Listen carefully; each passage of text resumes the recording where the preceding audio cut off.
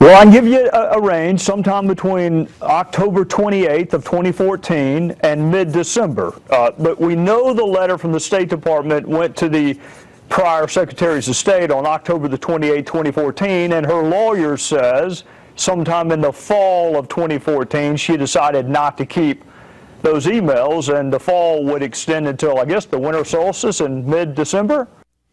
There you have a explainer of the Roman calendar there from Trey Gowdy, the chairman of the House the Select Committee on Benghazi there, talking about the Hillary Clinton email scandal. Gowdy has asked Clinton to appear before his Benghazi panel to answer questions on her email use before the start of next month. Continuing our conversation here on the set is Vera Gibbons, and joining us now, sitting where Pete was just a few moments ago, we'll have Pete back, is Ed Klein, author of the #1 New York Times bestseller, The Amateur and Blood Feud, both focusing on the Obama presidency. It's great to have you with us here on set. Great to be with you. All right, so we're going to hear from Hillary Clinton before Trey Gowdy's committee. Are we going to get a repeat of what we saw at the UN when she basically said, I'm going to deny this until I die? Lather, rinse, repeat. Right. Yeah. It's all an old story, you know. Right. We've been through Years this before. I've already explained this, and I'm willing to tell you everything you want to know, but basically she's not going to say anything. Anything within reason is what she's willing to tell us. That's right. Right. And she's not going to allow anybody to go into those private servers of her in Chappaqua.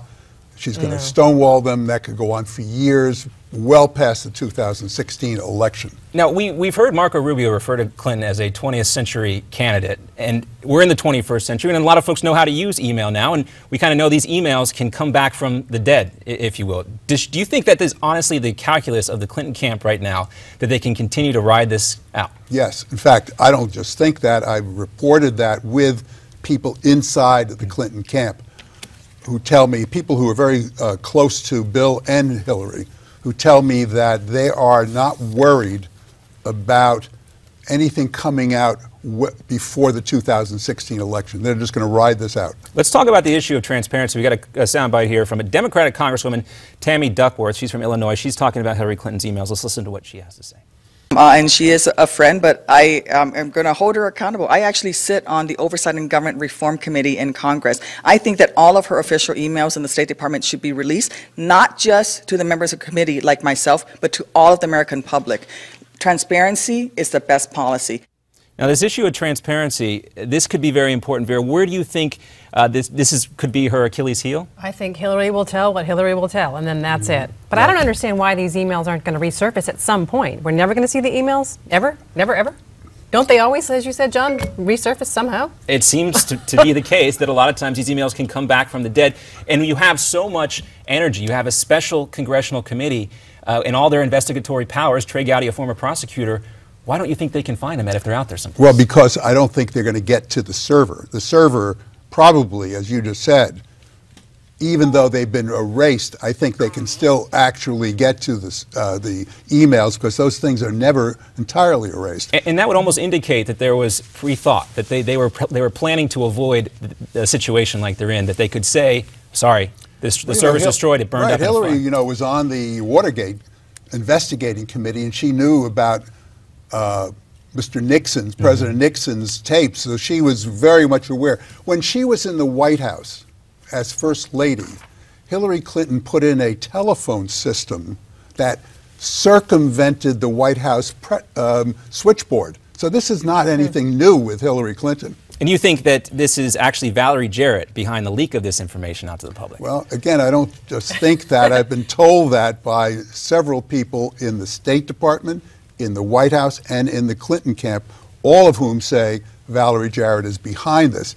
I've made a list, and it's going to be too long to go over right now, of all the things that Valerie Jarrett is behind. Not only you say there's 8 of them, so we got about a minute left, so let's go through like maybe 3 of the most the biggest ones. I think the 3 most important are the emails that we've been discussing, the foreign contributions to the Clinton Foundation, which Hillary said and promised the president she would not allow while she was Secretary of State, senior staffers in the State Department, also on the board of the Clinton Foundation simultaneously. Ouch.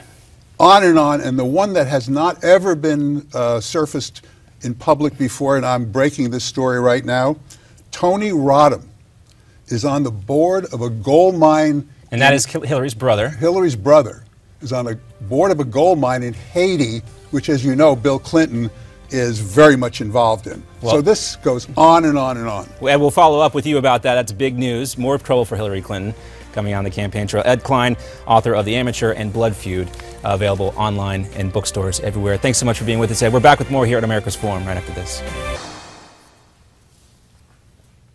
All right, welcome back to America's Forum. I'm John Bachman here with Vera Gibbons and Ed Klein, author of The Amateur and Blood Feud, with us here on the set. Ed, we had to take a commercial break, but you kind of dropped a bomb on us right before we went away. Yes. We were talking about Hillary's brother and Yes. his involvement in a Haitian mine. Gold mine. Gold yes, mine. Yes. And of course, as you know, Bill Clinton is Mr. Haiti. So there is a whole question of nepotism and crony capitalism giving Tony Rodham the inside track on this gold mine. Who gave it to him was Bill Clinton and the foundation involved in it, because the foundation has been actually giving these contracts out.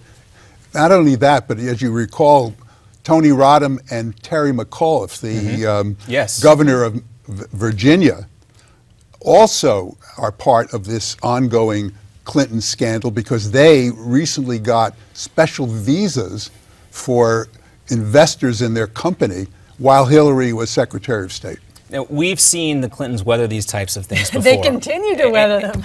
Do you think that is helping them in this situation, Vera, from what you're seeing on the outside, or do you think this might be the one that finally does them in? I don't know. I don't think so. I think they're untouchable. I think for the most part, America, the Democrats in particular, just love the Clintons. They love Bill. And so by the nature of that, they love Hillary too. I think Vera's right. I think it's going to be very hard for the Republicans to make all of these scandals, which are terrible. And if they were on the Republican side, they'd be on the front page of every newspaper. I think it's going to be hard to make them stick, because the Clintons always seem to be able to weasel their way through this. And Bill is, as you say, the most popular politician in America. And Hillary, in a new Quinnipiac poll, is basically still unchallenged, even after the new email information, the new stuff that's coming out recently about Terry McAuliffe and her brother. You know, again, we have this kind of inevitability with Hillary Clinton, but there is going to have to be eventually some Democrat that comes out and speaks out against some of these scandals. Who is going to be the first person to do it? Well, the first person, I think, is Mark O'Malley, the former governor of Maryland, who's going around saying things like, America is not about dynasties, Clinton dynasties, Bush dynasties. This is not what America stands for. I think the pressure on Elizabeth Warren is going to get really intense for her to get into the primary. She said she doesn't want to. She's happy in the Senate. But the left wing of the party is not happy with the Clintons for a lot of reasons, including the welfare reform thing that Bill signed when he was president, NAFTA, the North American Free Trade Agreement, which the unions hate, and on and on and on. The left wing does not want to see so-called centrist Democrats in the White House. And with this issue in Indiana, in Arizona, and Arkansas, we have Clinton's signing of the 1993 law coming up again. How many other issues are out there that she's going to continually have to answer for her husband, things he did 20 years ago? Well, I think they're endless, don't you think? And she's very good at So he is her best asset, and also, you know, kind of every step of her career, from the time she was made a partner in the law firm, Rose Law Firm in Arkansas, to even the Secretary of Stateship, when the Obamas wanted to silence Bill and marginalize him, has been on the coattails of Bill Clinton. This presidency, this campaign that she's running, I think will also be on his coattails, and it remains to be seen whether that's going to work. Do you think that it could backfire on her? I do. I do. I think she's very vulnerable. Perhaps not so much in the primary election campaign, but in the general election, I think she's a very beatable candidate if the Republicans put up a likable candidate who is under a big tent and brings in Hispanic votes and single women, youth, and things like that, which the Who would that likable candidate be? That's a very good question. Yeah, that is a great, and I don't think we've seen that candidate quite yet. No. Could be Marco Rubio, perhaps. The liberals on the Democratic side would like to see Jeb Bush run. Not a lot of Republicans would. Right. It's hard to tell right now. Well, we mentioned that poll earlier with Clinton still have a commanding lead in Democrats, but it also noted that Jeb Bush, also, although still ahead in Florida, has fallen back a little bit. Ted Cruz in another poll has been surging lately. Of course, it's very early in the process. Only one candidate, guys, at this time. We should clarify. It's a very long we got to go. Ed Klein, Vera Givens. We're back on America's Forum.